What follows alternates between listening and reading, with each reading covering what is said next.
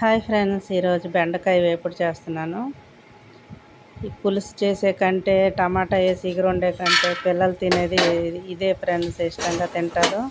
ఇలా వేపుడు చేసామంటే 1 కేజీ వేపినా కానీ మనకు సరిపోదు, అలా తింటారు ఇష్టంగా. పులుసు చేసామనుకోండి, ఒక పావు కిలో చేసినా కానీ అది అలాగే ఉండిపోద్ది. నేనే 2 రోజులు తినాల్సి వస్తుంది. అందుకనే వాళ్ళకి తినిపించాలంటే నేను ఇలాగే చేస్తాను ఫ్రెండ్స్. దాంట్లో పల్లీలు వేస్తే ఇష్టంగా తింటారు. ఇంకా ఎక్కువ వేయమ్మా, పల్లీలు బాగా ఎక్కువ వేస్తే బాగుంటుంది అంటారు. కూరకు సరిపడా వేసుకోవాలి కానీ ఎక్కువ వేయకూడదు కదా అంటాను.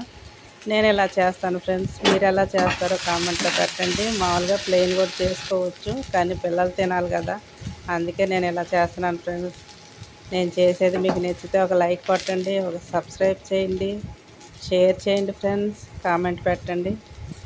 చూసారుగా, మొత్తం వేయించిన తర్వాత లాస్ట్లో వేయాలి పసుపు, కారం, కొంచెం సాల్ట్ మనకు సరిపడా వేసుకొని కలుపుకోవాలి. ఎందుకంటే ముందే వేసామంటే మాడిపోతుంది, అడుగంటుతుంది, మనకి మంచి స్మెల్ కూడా రాదు, మాడు వాసన వస్తుంది ఫ్రెండ్స్. నేనైతే ఇలా చేస్తాను. ఇప్పుడు కొంచెం అలా సిమ్లో పెట్టి తిప్పిన తర్వాత ఆపేసుకోవాలి. ముందు పల్లీలు వేయించి పక్కన పెట్టుకుంటాం కాబట్టి లాస్ట్లో కలుపుకుంటే కరకరలాడతాయి ఫ్రెండ్స్.